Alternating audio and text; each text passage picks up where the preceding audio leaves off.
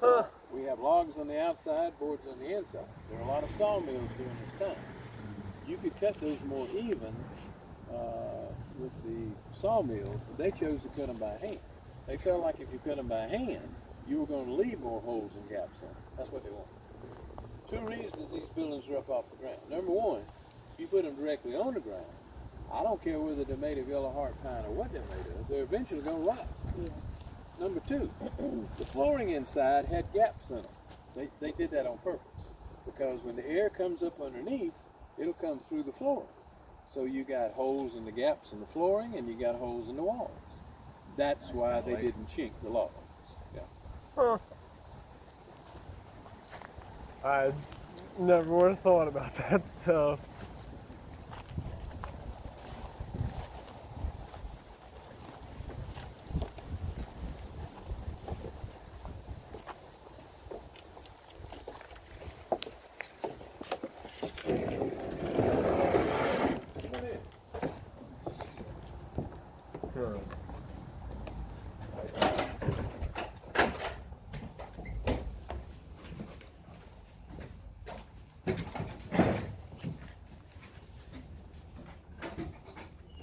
Now, I'm fixing to ask you a question in just a minute on how many beds you think were upstairs for the older children, but before I do that, I want to let you know that by the time he started his second family, some from the first family had probably moved away and married and gone somewhere else.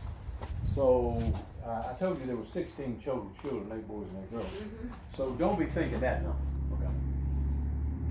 You want to guess awful crowd. One. You want to guess how many beds were upstairs? One. What do you say? I would say 2. Four. Yeah. Actually, none. They slept on quilts and pallets upstairs. There were no beds upstairs. Oh. Now down here, the younger children would sleep on a trundle here, and depending on the age of the side, you could put 2, 3, maybe 4 on that or whatever. And then you push it back underneath when you're through sleeping. It gives yourself just a little bit more room here. Huh. Now, have you ever heard the term sleep tight? Yes. All right, beds during this period were held with ropes. So after about a month or so, the bed's going to start sagging some. So what you're doing is you take the peg out that's holding the ropes, you take this rope tightener and tighten the ropes back up again, and put the peg back in, and you're good to go for another month. That's where your term sleep tight came from. As soon as we say that, somebody says, don't let the bed bugs bite. Yeah. Folks, you can say it till you're blue in the face. That you're not going to be able to do anything about the bugs. Pillowcases and mattresses during this period were filled with pine straw, hay, corn shucks, Spanish moss leaves.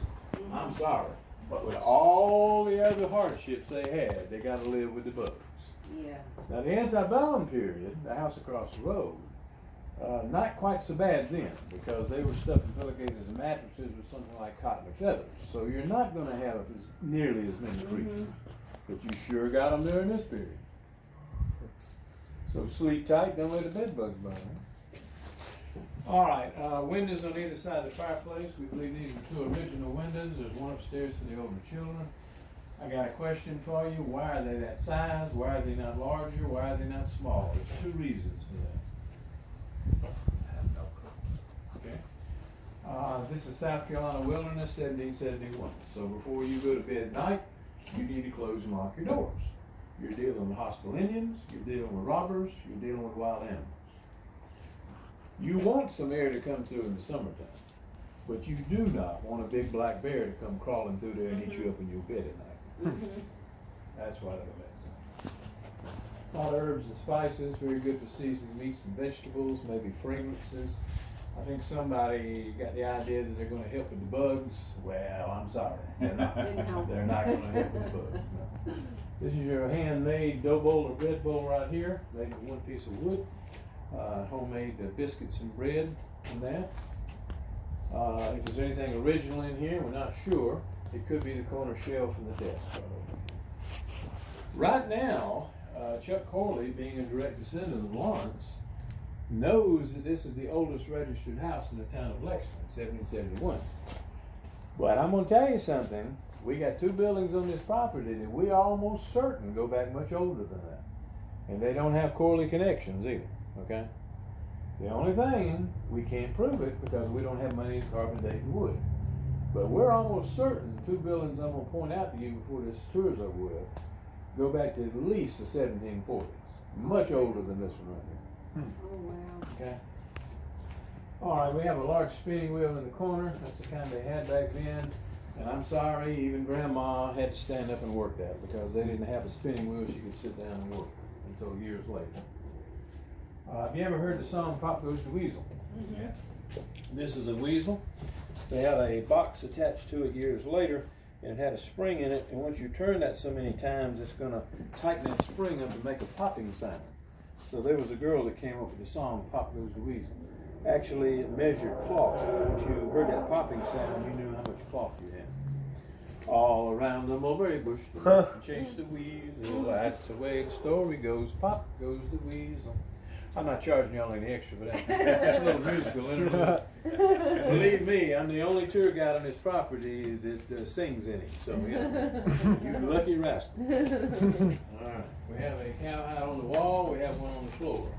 Another question for you. Are they here for looks or another reason? Warmth. That's right.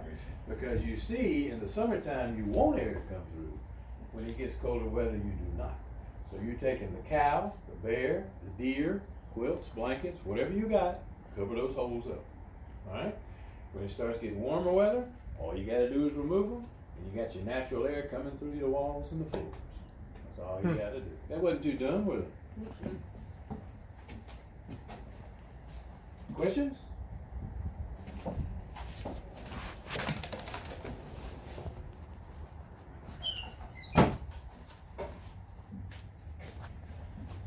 What's that? It's the types of things that you use to card your cotton or your wool or something so you can put it on spinning wheels and looms and make your clothing. This could have been something like maybe a hot mat or something. You would have put some across there, you know, kind of a in and out, in and out, in and out type thing for a hot mat. Wait, don't step on it. No, I wouldn't step on it.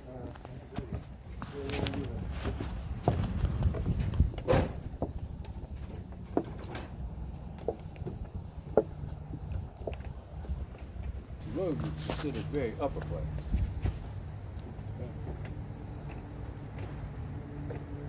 The 1770s and 1810. That's right. 40 years. That's right. This is middle class. That's right. Believe it or not, you're going to say, I don't, middle class. You got 1,700 acres of land. That's middle class. Believe it or not, yes. If you'd have been upper class, you'd have got a lot more than this.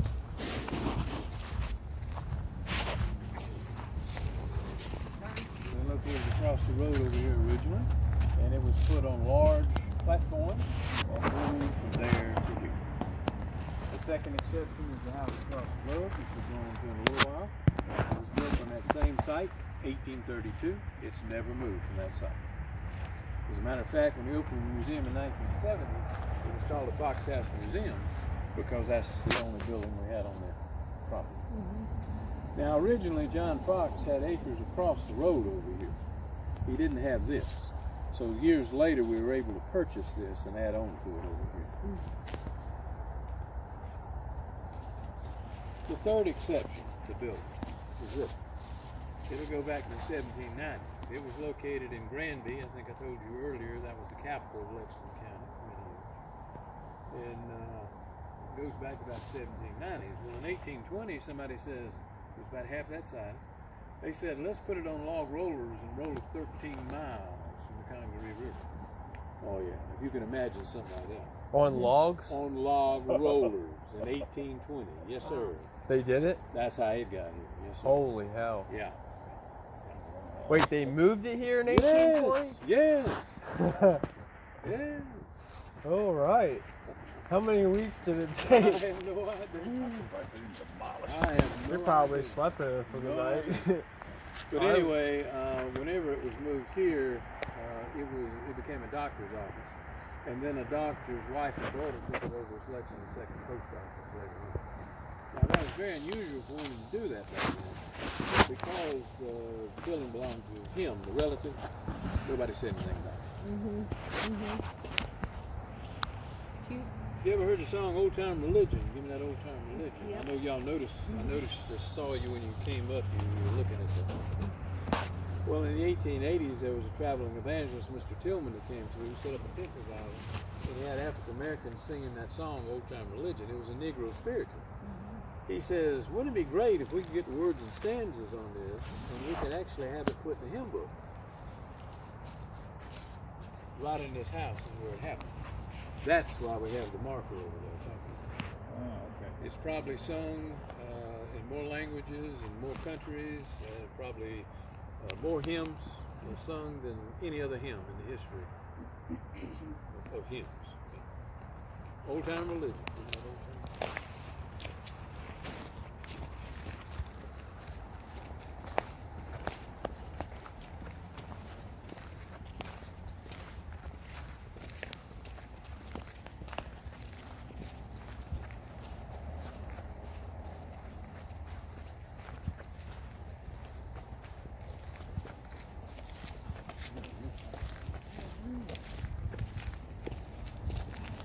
Watch out for all this traffic, guys. Well, you don't like much now, but I'm going to tell you, I'm going to use this as a racetrack so we get an opportunity. I believe It it. is zip through. Thank you. So we're going to go inside in just a minute. We'd like to have a seat on the big.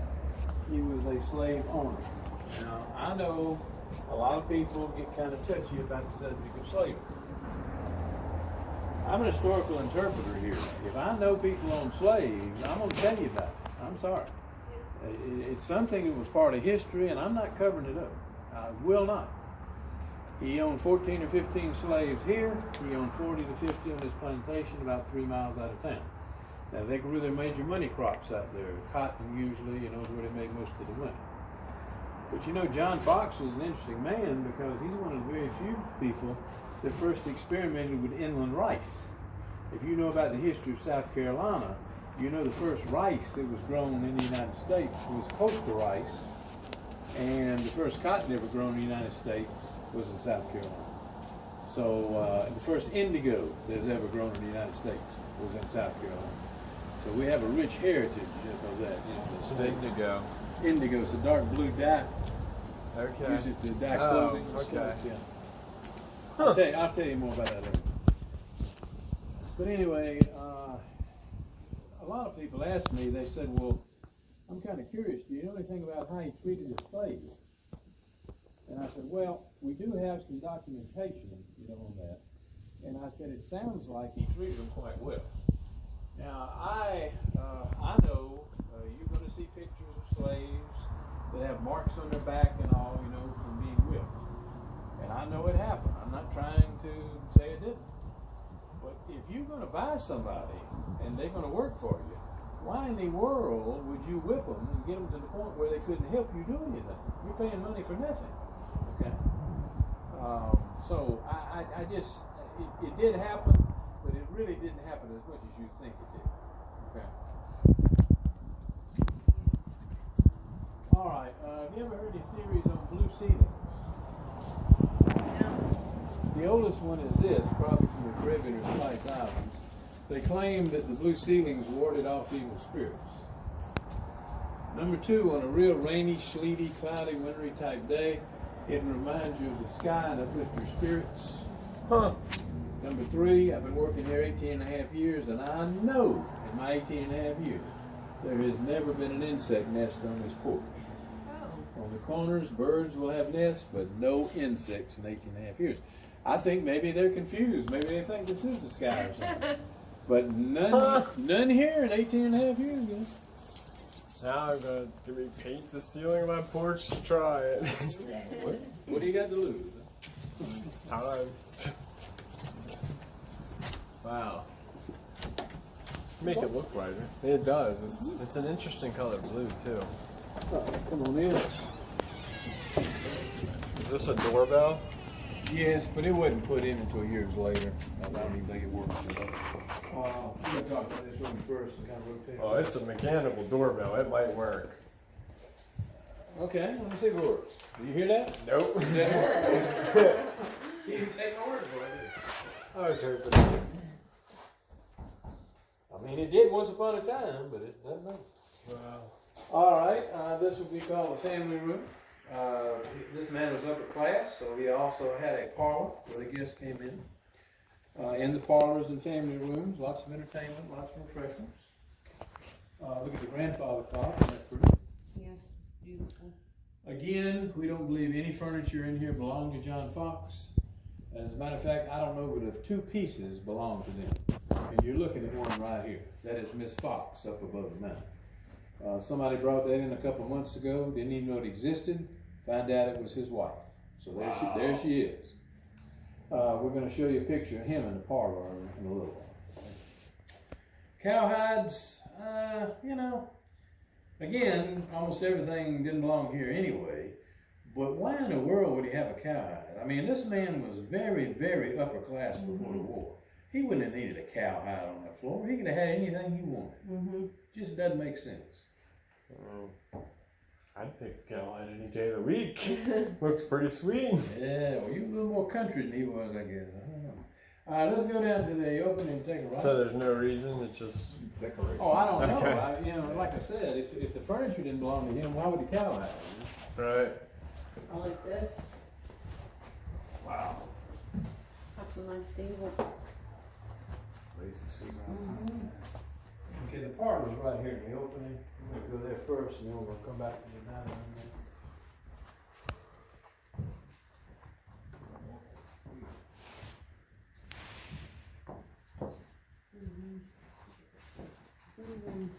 As I said, whether you're in the family room or a parlor, it's a lot of entertainment, lots of refreshments. Notice the piano. We have a fiddle or a violin over here. Might have been a jaw harp, juice harp, banjo, guitar, mandolin, always entertainment.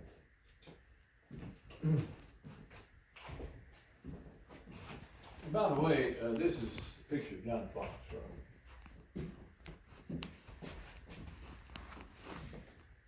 Now, I want you to touch this and tell me what you think of what it is and what it was used for. Salt. No, not salt. It's a rock. It's quartz. Nutcracker. It's sugar. Mostly upper class folks could have afforded these. That's the only ones that could have afforded them. What would be the reason they had them? Well, I'm going to tell you what the reason was. They were showing off. These folks were upper class and they could have afforded them, whereas most people couldn't. They were showing off. So you're taking sugar nippers here and you're nipping off sugar with these sugar nippers. Sugar nipper. Sugar nippers. You would not put sugar in the cup. You'd actually keep it in your cheek. And as you drink your hot tea or coffee, it would help to dissolve it. Oh, wow. Now, the only problem with that is people walking around with bad teeth. Yeah. Yeah. That's crazy. What's unusual about the cup? There's no handle. No In handle. the early days, cups did not have handles. What you do is you pour your hot tea or coffee in here, and in turn pour it into the saucer. You see how deep that is? It cools it faster. You sip from the saucer. If people did that nowadays, it'd be considered impolite. Yeah. But I guarantee you, I remember seeing my grandfather do that many times. Yes. Is that how sugar comes, or do they make it that way? Well, it comes from sugar cane. They Yeah, but mold they it into something. put like it. that. Okay. Yeah, It's like, it and- doesn't stick together like that normally, right? Well, no, but I don't know what the process is. But Sure. I mean, it's from sugar cane to be Yeah. able to do that. And it came in different sizes. This is actually one of the larger ones. Sometimes they have a lot smaller ones in there. Fans over here made of the leaves of palmetto tree. Probably the slaves used those more. The family members used ones maybe made of silk. Very small family, guys. I've been talking about large families on up to this point. Only 5 children in this family. 3 girls and 2 boys. One of the girls, being a fox, she got involved with a guy named Wolf, and guess what? She married him. I can imagine her father protesting that, but it doesn't matter. A fox married a wolf. All right, wallpaper, I thought that would probably was original. It is not. A lot of people, if I had a dollar for every time somebody told me that was pretty busy looking since I've been working here, I wouldn't have to work here no more. But it is, it's very busy looking. But it is a type that the upper class folks enjoy. But it is not original. We've done research on it and found out what original was in here. And we're eventually going to take it down and we're going to put up what was original. And I'll promise you, it looks nothing like this. It's not nearly as busy looking, if you will, as this right here. This is more giving me freaking Victorian nightmares. than this type. You know, people a lot of early Victorian period used stuff like this. Now you got to understand, in the United States, you couldn't get wallpaper back then. You had to send off to England or France to get it. Mm-hmm. Now, bedrooms, the ones downstairs were guest bedrooms. If you've ever heard the term Southern hospitality, they treated your guests quite well because you see heat rises. So see, your folks down here didn't have as much heat usually as the one upstairs because heat does rise. However, when we go in the master bedroom, I'm going to kind of tell you maybe an exception to that. Okay. Questions?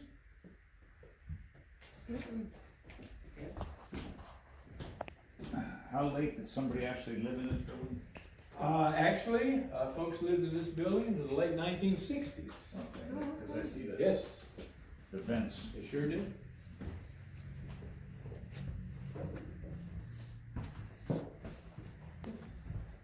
Now, this is the dining room area. We have a wooden lazy Susan over here.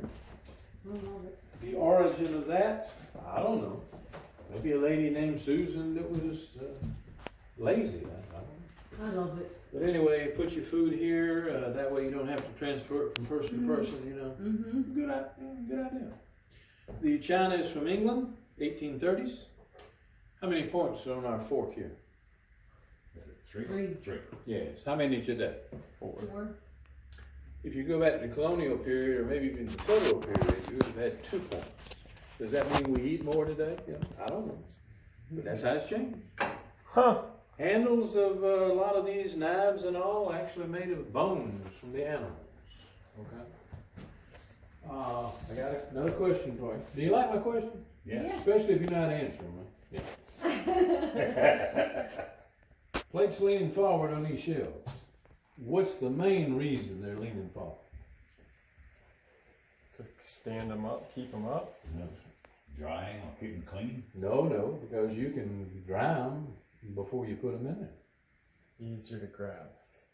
I don't know. All right. If you open the door in the summertime, you have to open doors and windows to let air in. You are also letting dust in. That dust, when it comes through here, and I don't know how to explain this, it sounds crazy to me, but I know it's true. That dust will settle on the back side of those plates if you have them leaning forward. Now, why it doesn't hit the front side, I have no idea. It's the craziest thing I've ever heard. But it will go on the back side of those plates if you have them leaning forward. It would not hit the front side. Huh. Isn't that crazy to you? It's certainly crazy to me. It is crazy. But it's absolutely true. It's absolutely true. Wow.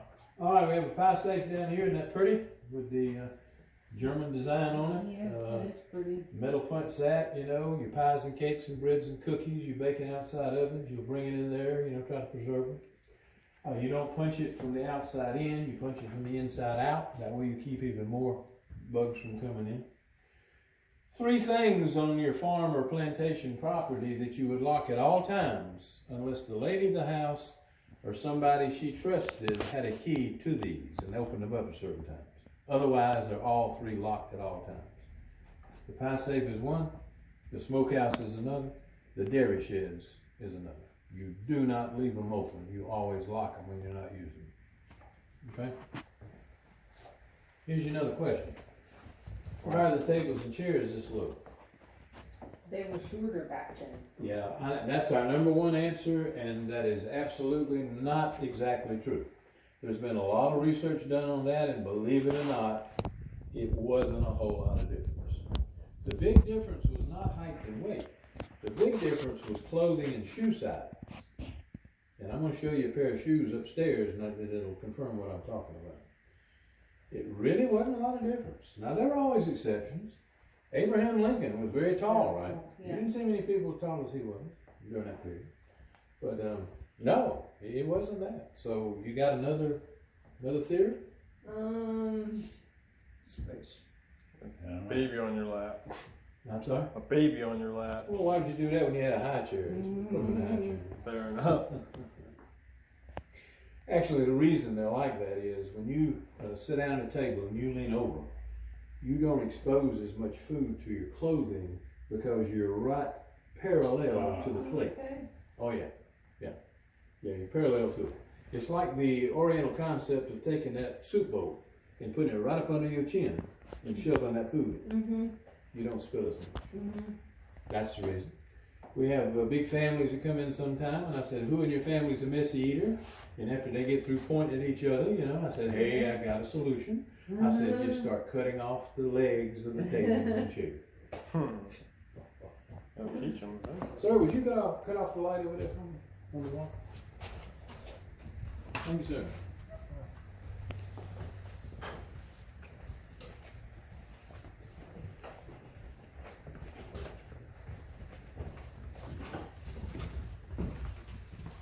Now, you gentlemen might appreciate in the display case here, we have a Navy Colt revolver, 1850s. We have a 1700s musket over here in this case. Look at the playing cards. What is the difference in what you're looking at in this display case and playing cards of today? What would be the major difference? I don't see any numbers. That's right, no numbers, no letters. The reason is because there were lots of illiterate people. They couldn't read anyway, so you know that's why they didn't put them on there. Pictures of folks. Somebody was asking me how late they lived in the house up until the 1960s. If some of the people who used to live in this house. Wow. And we have a partial copy of John Fox's will over here. Pretty good penmanship, would you say? That's amazing. Beautiful. Why somebody decided to take cursive out of the schools, I have no idea. That's the craziest thing I've ever heard of. Craziest thing. Every time I send my grandchildren Christmas cards or a birthday card, I have to think because they can't read cursive. I still write cursive. I don't understand. Let them learn. Don't understand. Now, Sheely, lady, one of our pioneers, she was an invalid from youth. She actually had to stay in bed most of the time. But that didn't stop her from making quilts. Now, is she any relation to the Sheely barbecue? I imagine. Most of these people are related one way or another.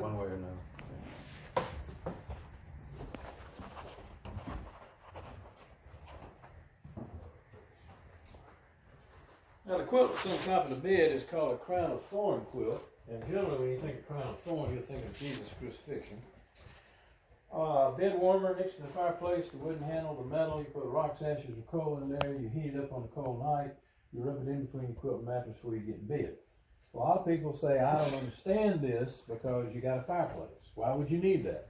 Wow. They were scared of fire. You remember I told you they're scared of fire? And they'll put that in their Scared of fire. bed? No, that's not going to hurt anything because you're not leaving it in there. You're putting it in there to warm it up and taking it back out. Okay. You don't want to keep a fire in that fireplace unless it's an extremely cold night, okay? Because the sparks will come out on hit that floor and the house will go up in no time. Right. They actually kept people up to take turns watching that fire. And I've heard many persons say, well, why was that necessary? All you got to do is put a screen across it. Well, yeah, put a screen across it whenever screens were invented. Yeah. But I'm afraid they weren't invented this far back. Now, we have a chamber pot or a slop jar. A lot of the ladies and children use that. And, ma'am, I'm going to tell you, when we go up in the master bedroom in a few minutes, you're going to see one you're going to like a lot better than that one right there, I promise you. But folks up north, I've heard them say, we call them thunder pots or thunder mugs. I said, well, call them what you want, used for the same purpose.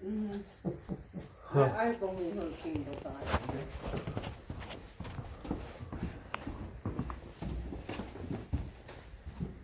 Right or left? Well, actually, neither one. I want you to hold what you got right there. Because I got another question for you.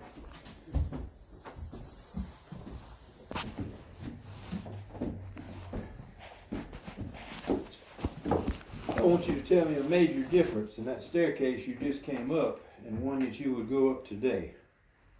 Well, Seems narrower and steeper. and they only went straight up, not turned, Okay. usually.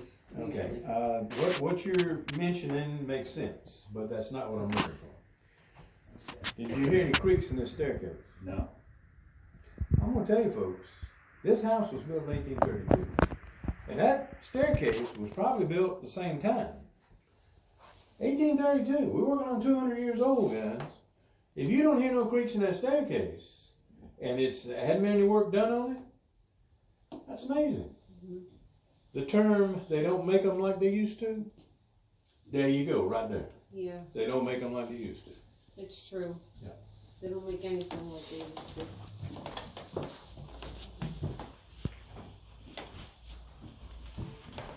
I'm gonna take this book down and let's kind of walk around in here. This is the master bedroom.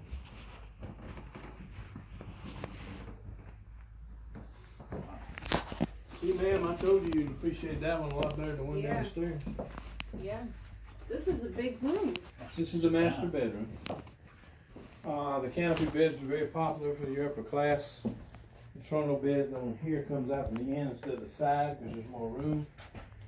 We have, be careful with the rug there, sir. They don't call it a throw rug for nothing. And we have a wooden boot jack or boot strap to help you with your boots. What's unusual about the rocking chair over here?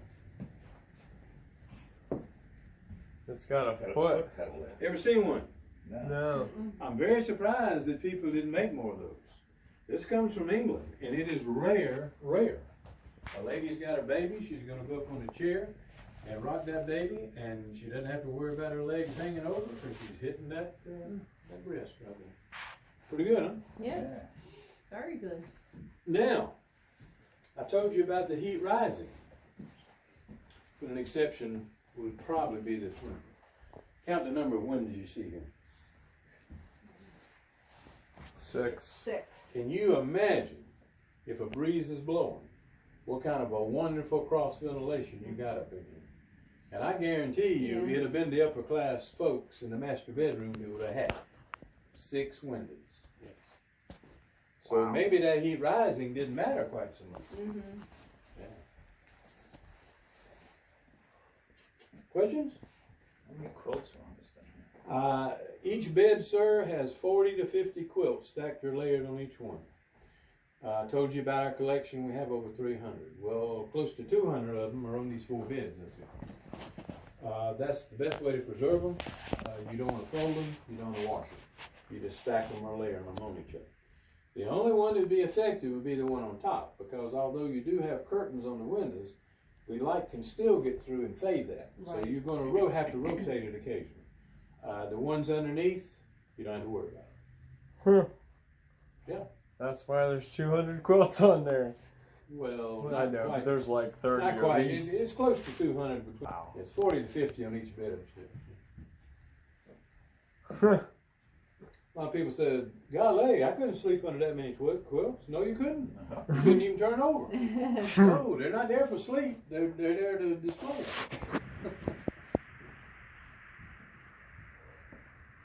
Question?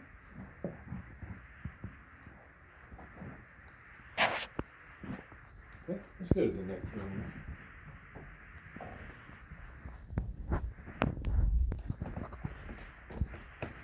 What would they have put in the lamp for that little?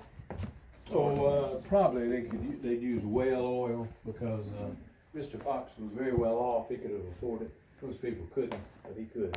So whale oil. What would this be used for? It's slanted down. It has a compartment at the end where you can put things. It's metal too, isn't it? Yes. Wow.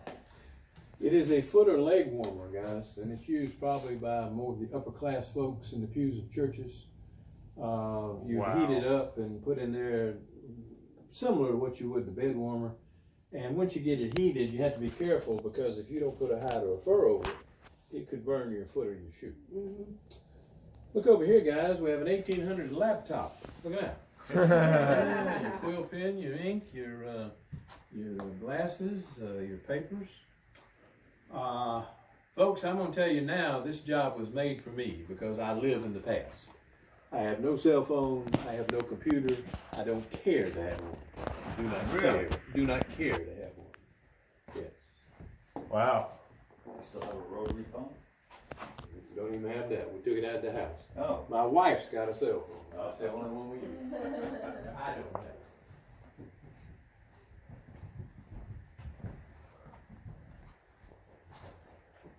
Does your wife get on the internet? Oh yeah, she loves doing that. She loves to play games, Facebook, everything. Wow. I said, go at it. I said, I Just leave me ain't involved. All right. Over in between the two chairs, we have the sewing machine leaning against the wall. A lot of people say, well, that's a Singer. No, it's older than Singer. It's an English W. Wilson, 1820s, foot pump. Wow. Black for funeral or mourning periods. I'm sure you guys are familiar with the movie Gone with the Wind. Mhm. Well, Scarlett's husband died, and for some reason, Scarlett refused to mourn. Well, let me tell you, that's Hollywood. I guarantee you, she'd have had so much pressure put on her, she would have had to mourn for at least a year. Every time these ladies step out of this house in the mourning period, they're dressed from head to toe in black. I don't care whether it's December, I don't care whether it's July or August. You're dressed from head to toe in black. Yes. Now here's what I was talking about as far as clothing and shoes. You see that pair of shoes there? I couldn't tell you exactly who wore those shoes, but I'll almost guarantee you they're much older than what you think. It looks like a child's shoe. Well, it could be an older child, though. You have to understand children nowadays, if wearing shoes, they don't wear them that small. I mean, you know, that was the big difference from shoe size and clothing size.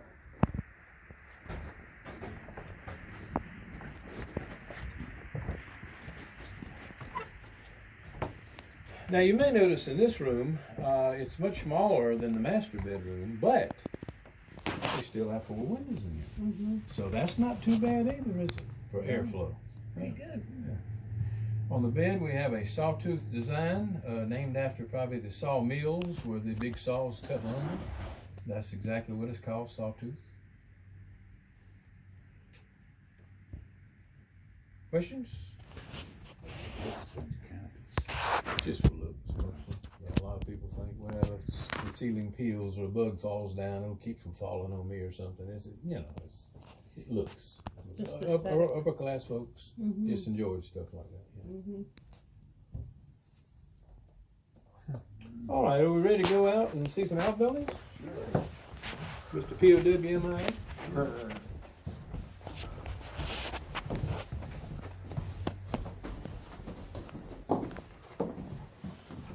So, speaking of that,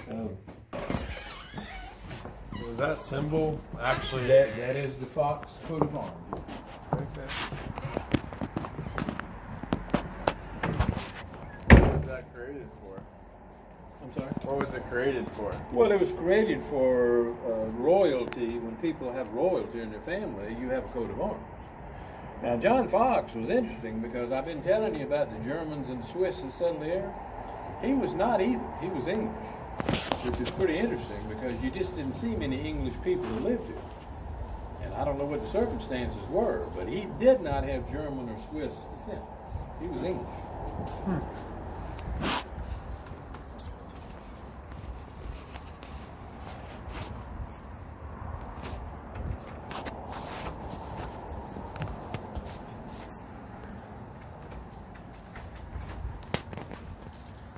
Are we doing good? Yeah. You learn anything? Yeah. Listen, I've been doing this 18 and a half years. And I tell people, I don't mean to bug you by asking you that, but I said, I want to know. It really helps me with my tours when I know that you're enjoying what you're doing and you're learning something. I am. I wonder where that acorn or whatever that was just came from. Went all the way across. I'll tell you one thing, the deer, we've got plenty to eat this year, buddy, because there's acorns all over the place.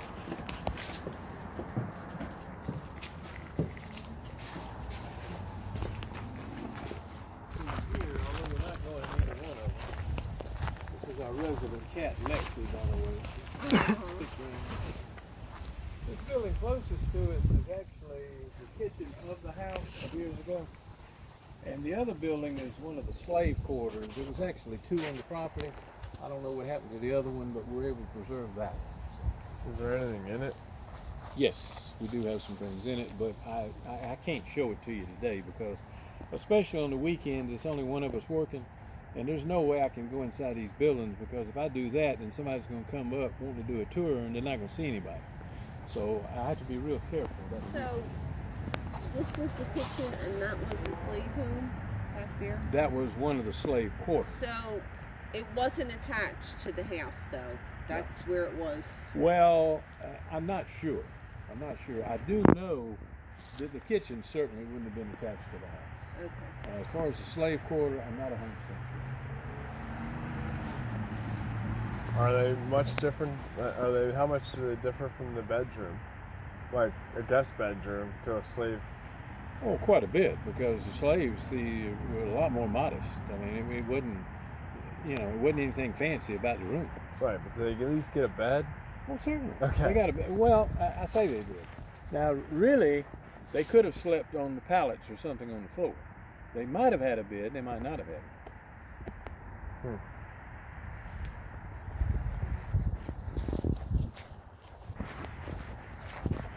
Okay, fixing to show you something you may never seen before, and you may never see again. That's how rare they are. A pigeon house, pigeonnier, dovecote. The doves are related to the pigeons. This was a very important source of South Carolina food years ago. They would take the young pigeon or squaw before learning how to fly, very tender to eat. And over 100 pair of pigeons could reach from there.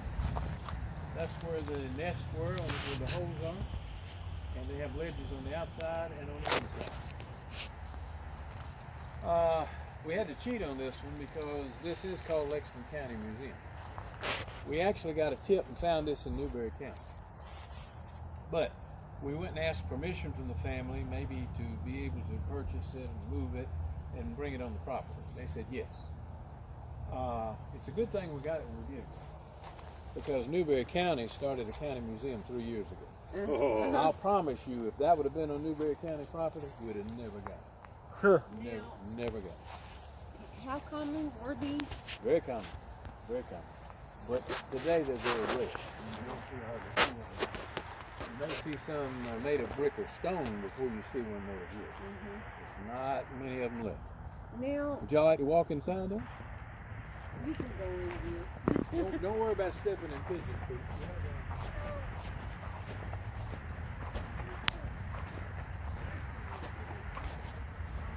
Oh, shit. Wow. What's it mean to Carolina wings, huh?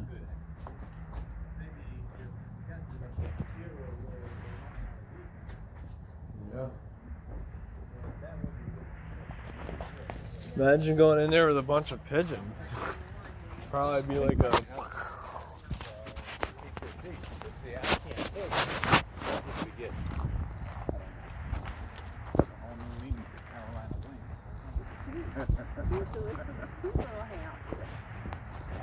There is a cave in on it. There's a books out of the wall. That's like you can still see holes in the wall.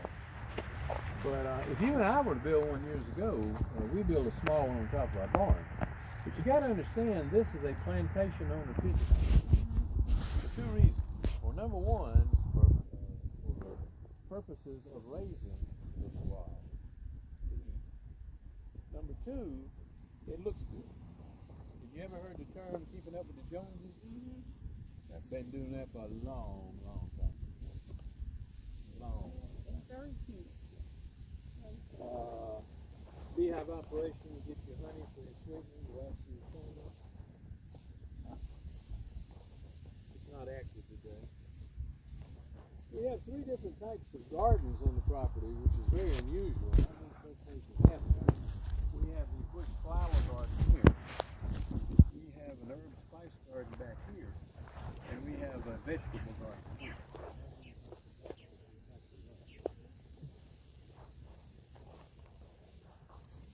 Now we have an outhouse, a prison, a necessary. Got a deluxe model in here, guys, a 3-seater. Invite your friends and family. I didn't see any in the house at all. And if somebody's living in the 1950s, No. they The had to only come out thing that here? was in the house was chamber pots. Oh my God. Only thing. In the 1950s? Well, I don't know about the 1950s, but I'm saying you're living there in 1950, right? Yeah, they probably did have a septic then. Yeah. Oh, You don't Well, see you them. just don't You don't see see them. them. Oh, okay. But they probably did then. Then I'll say it's 1950. I was born, boy, there's no way I'm coming out here. Born in 48. I was born in 48. No, I ain't coming out here. Let me tell you something. My mother turned 100 years old 4 months ago. I guarantee you she remembers the outhouse. Yeah, my grandmother, she had a lot of land back in New Jersey, and it was modern times, but she had an outhouse. So when she was working out there, she didn't have to go to the house. Yes, sir. Let's walk on inside, and I'm going to give you a little history of South Carolina barbecue, okay? Cool. This is a large one. You usually didn't see them this big. They would, in November, they butcher the hog. They cut it up into pieces. You might have salt brine in this trough. You dip it or soak it in salt brine. Or if you prefer to rub with salt, you can do that. Then you hang it up for at least a week to smoke. Some people prefer to smoke it longer than that. But because of the salt and the smoke, that meat would still be good until it started getting warm in the springtime. Okay? That's how you preserved it. Have you ever heard South Carolina called the birthplace of barbecue? Yes. Have you? Tell me why. I don't really know why. I just knew the people I work with, they call it that. Excellent to tell you why. Where our Marines trained at Paris Island, there was a Spanish settlement down there called Santa Elena, and it'll go back to 1566. It was there for 21 years. For the first 7 years, it was actually the capital of La Florida before they moved it to St. Augustine. Well, the Spanish introduced the hog and started smoking them, and buddy, we've been smoking them ever since in South Carolina. Now, we'll get North Carolina people argue with us on that. We'll get Memphis people, we'll get Kansas City, we'll get Texas. But I'll guarantee you, none of those places have Spanish that went that far back. South Carolina is the birthplace of barbecue. Can you no tell me doubt the about year it. again? 1566. Okay. Yes, ma'am. So they can argue all they want, but they've got no argument. Yeah. Yeah. Yeah, I believe it. Got no argument. I believe it. And there's not any barbecue or anything that they call barbecue that I haven't really liked much. Except we went on up to New England one time up to Vermont and stayed at a motel, and they had a buffet and they had something listed as barbecue. Well, I couldn't tell you to this day what it was, but it was not barbecue. Look at these hand-hewn boards, guys. And we have wooden pegs. That'll tell you that the building will go back to at least the 1760s, because that's before they used metal nails. Now, the smoking thing would Yes. only be this big? Actually, you'd have had two of these because it's very large. Okay. Most smoke houses aren't. So you probably had a couple of these to be able to smoke your meat. And you could do anything you wanted.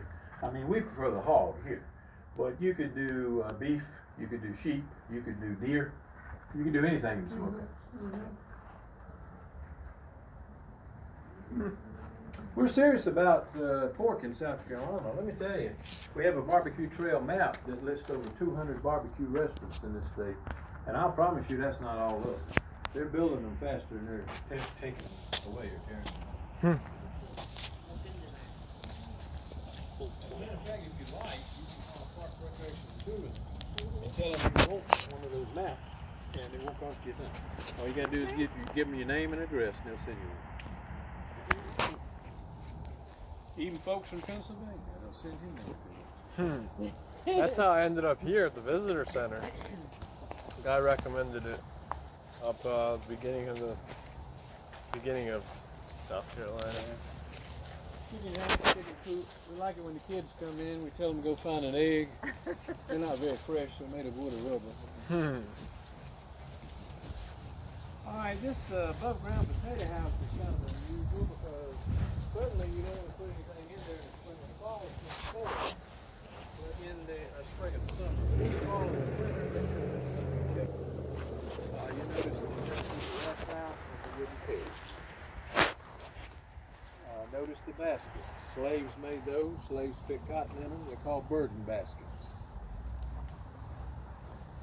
Well, what did you say kept the rats away?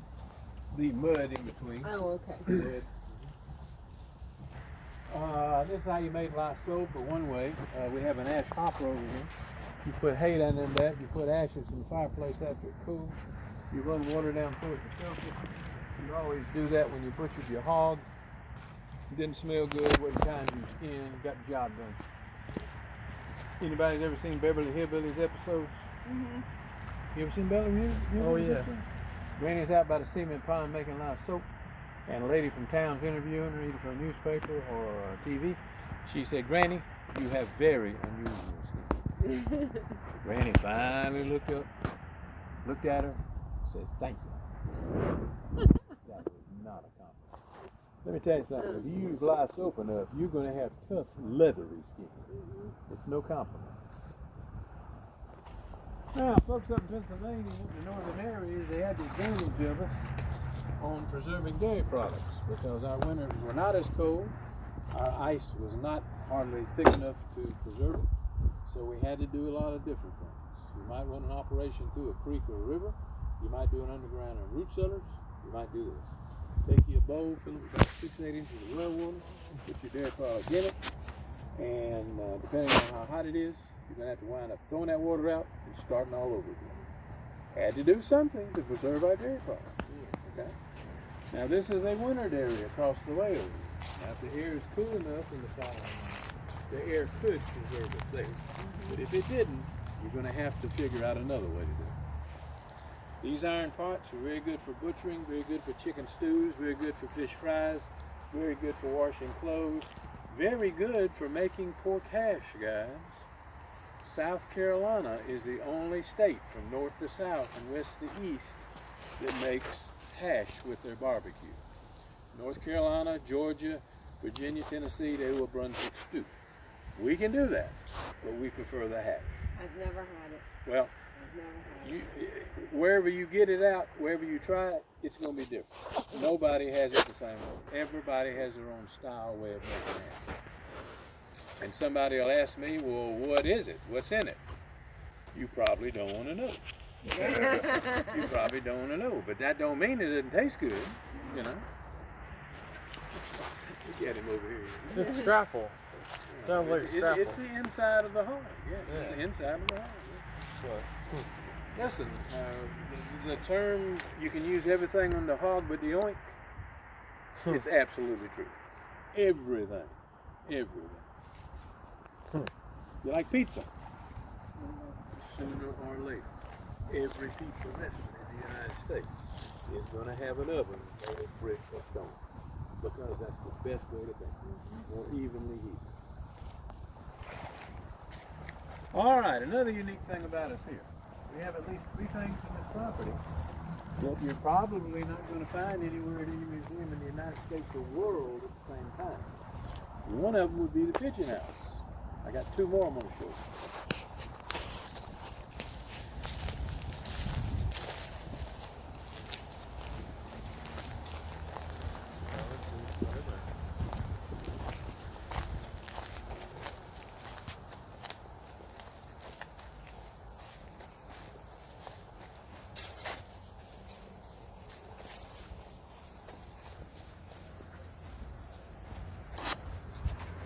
We have a wooden cotton gin over here, John. When Eli Whitney invented that, it saved a lot of time and effort because once you pick the cotton, you have to take the seeds out or you can't spin and weave that cotton. So when he came up with that idea, it saved a lot of time and effort. Put your animals around the bottom of it, it goes around and the gears go up into the gin house and strips the seeds off the cotton. You don't have to do it by hand. Okay? That's an 1850s wooden cotton gin. How did it do it inside? You said the gears went in there. Yeah, the gears will go around here, but it goes up above, and I've never seen it done, so I can't really tell you. But I just know the process is you can strip those seeds off of that cotton with an apparatus or whatever they got inside. Huh.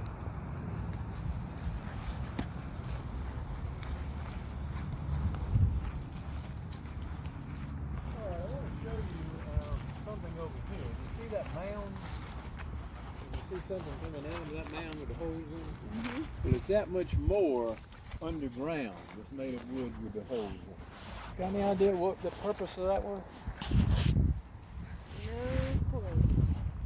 It's a potato ventilator. It keeps your potatoes from spoiling. Yes. Huh.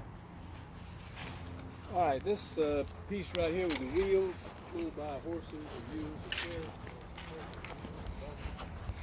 It's a metal latex design. Got any idea what was transported in Car. It says car. there? Yeah, but I mean, what was transported in there? I was saying a car. No. That's stacked on it, so it's got it's a prisoner chain gang wagon. Made in Georgia, early 1900s. Just a very rare piece of. Huh. So it's metal? Yes, sir.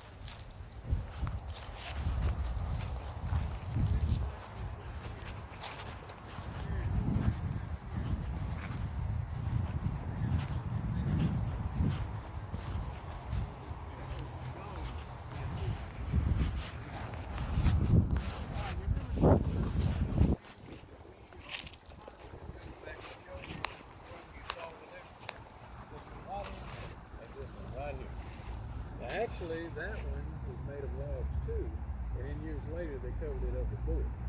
So look over here. See how the boards are dovetailed on the corners? That would tell you right there that you didn't need pins, wooden pegs, or nails. That keeps them together just like that. So we know these buildings have got to go back earlier. Huh.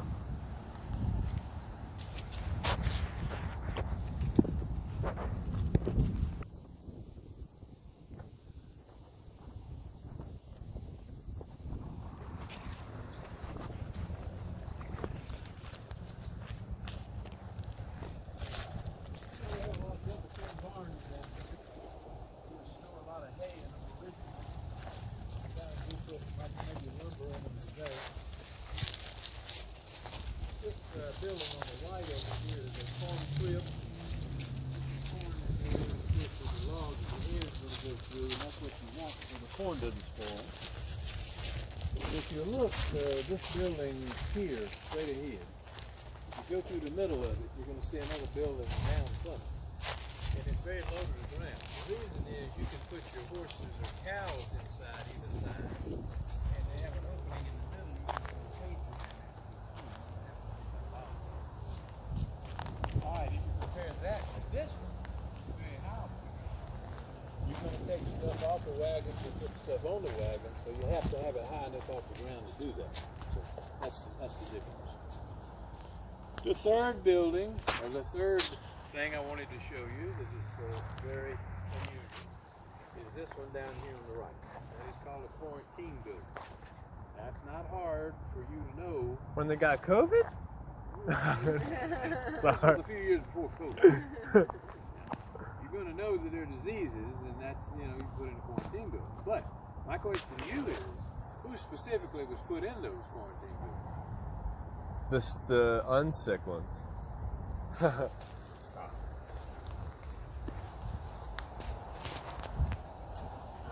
The medical profession, maybe? No. Slaves.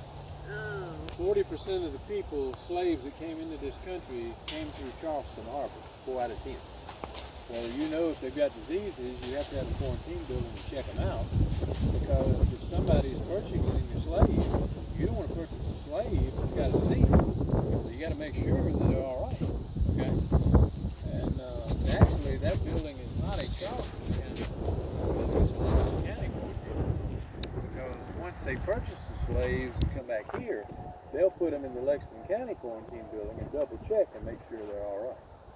Now, I've had many a person, when I'm talking about that, look at me and say, well, why are you even talking about that? I said, well, what are you talking about? I said, it's part of history. I said, this is a very rare building here, a very rare piece. Why would you want me to talk about it? It's too much political correctness going on. Is that the door? On one side, you talk slavery, but you don't want to talk quarantining? Is that the door?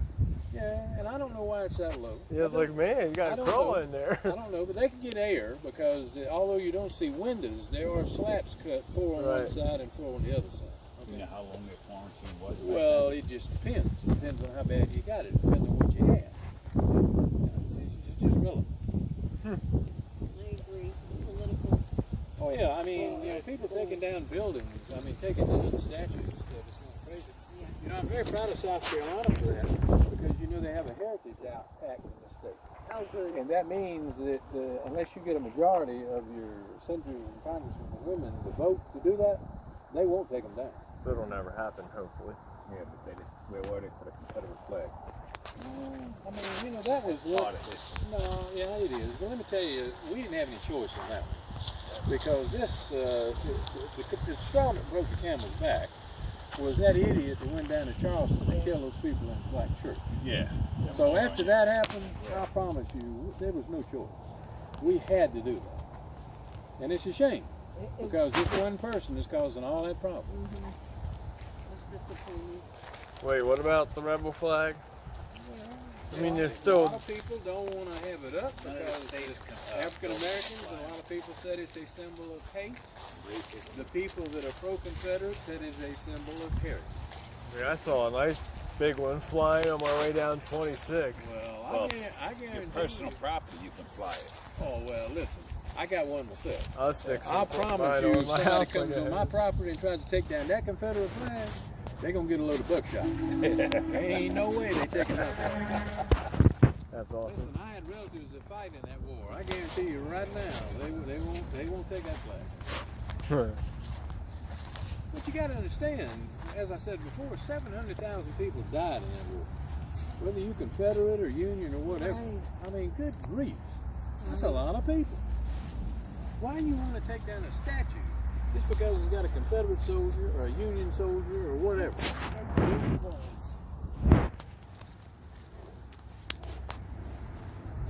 mean, there was a reason it was put up, you know? Okay, now I'm going to take this one last. This will be the kitchen. It will be a separate kitchen. And I was telling you earlier that one was the kitchen of the house. This one was not. This actually belonged to John Fox's son-in-law in Batesburg, Leesville there. That was his kitchen.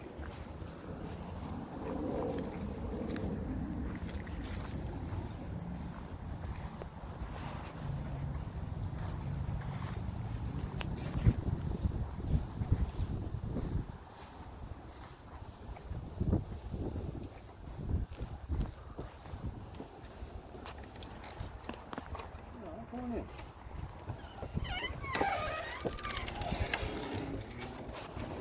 I was telling you about the children's tours we do, and one of them is Native American, which is our most popular one. That's why you see containers here with Native American stuff, because it was the wind was blowing, it was cold for these young kids the other day, so we wanted to get them out of the elements. So we haven't got that back to where they were originally. So you see pie safes, not as fancy as the one you saw in here, but still the same purpose. Metal container, you wash yourself in, cook them in wood. On a decent type day, you just take a bar of soap and jump in the creek. We have does anybody like NASCAR? Yeah, I know in the Poconos they have a big race, NASCAR race. I won't get into it like that. Well, let me tell you something. My father loathes NASCAR. He says all they're doing is going and watching a wreck. Now he's getting, it's a lot of truth to that, because like Bristol, for instance, you got 500,000 people that can get in that arena, and it's a half-a-mile track.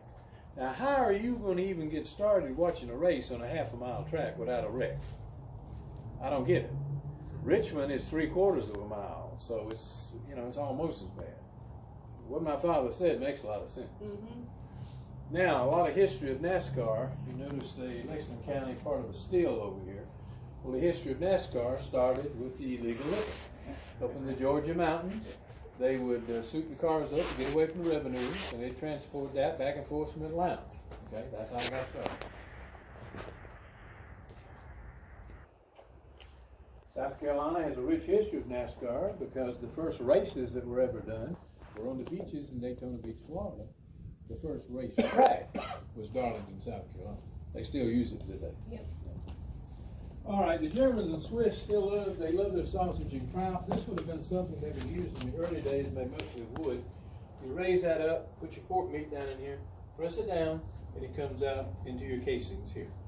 Years later, maybe one made mostly of metal, same purpose, just a little bit different setup. The kraut, they love their sauerkraut. You can put them in containers like that, and they lasted a little bit longer. That's a big one. Yeah. I read an article in the paper years ago about a lady in Austria. She was out stirring her kraut, and it was probably about that tall, that big around. Started stirring it, and the fumes got to her. She passed out and flipped over and fell over into her kraut container and drowned. Oh boy. Now, I've heard of a lot of different ways to die, but I've never heard of that one before. What? She drowned in her part own of the kraut. fumes